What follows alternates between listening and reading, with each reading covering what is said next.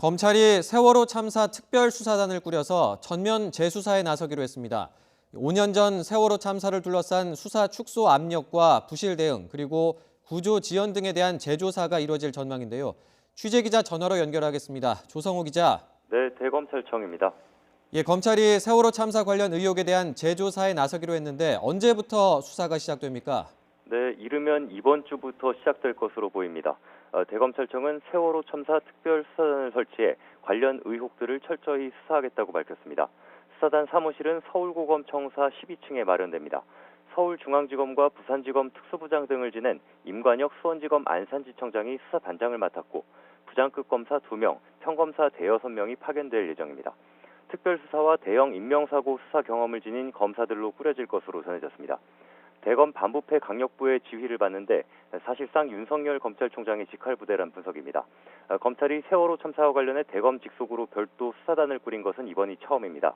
5년 전엔 사고 책임 규명은 사고 해역 관할인 광주지검 목포지청에 설치된 검경합동수사본부가 맡았고 선사인 청해진 해운 비리 의혹 등은 인천지검이 별도로 수사했습니다.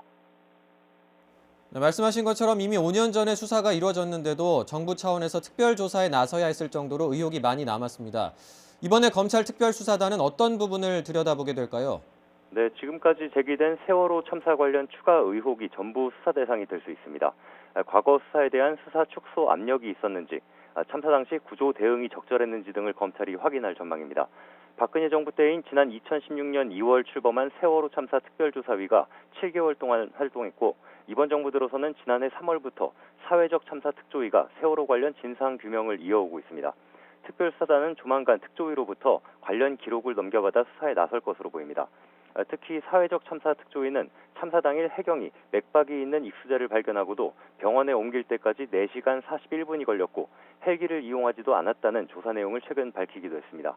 세월호 참사 유가족 단체가 지난 2일 세월호 참사 책임자로 규정한 122명을 검찰에 고소 고발하겠다고 밝히기도 했는데요.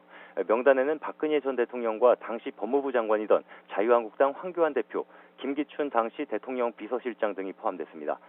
수사 진행 상황에 따라 내년 총선을 앞둔 정치권에 미치는 파장이 만만치 않을 것으로 예상됩니다. 지금까지 대검찰청에서 YTN 조성호입니다.